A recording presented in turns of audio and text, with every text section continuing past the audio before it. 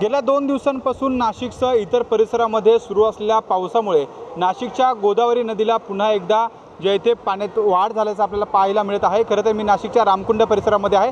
आज श्रावण महिन्यातील पहिला श्रावणी सोमवार आहे आणि या श्रावणी सोमवारच्या निमित्तानं नाशिकच्या या धार्मिक ठिकाणी दर्शनासाठी मोठी गर्दी जी आहे ती पर्यटकांकडनं नागरिकांकडनं केली जाते आणि त्यामुळे जर आपण बघितलं त्या संपूर्ण रामकुंड परिसरामध्ये आज भाविकांची मोठी गर्दी पाहायला मिळते।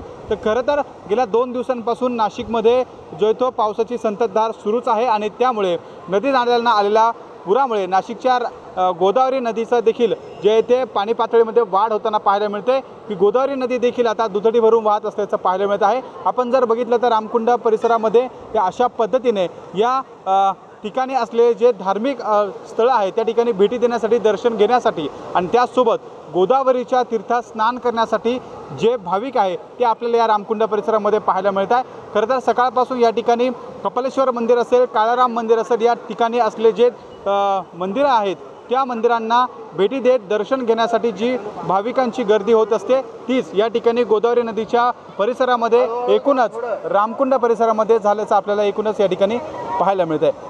कॅमेरामॅन किरण कटरसह शुभम बोडके, एबीपी माझा, नाशिक। एबीपी माझा, उघडा डोळे बघा नीट।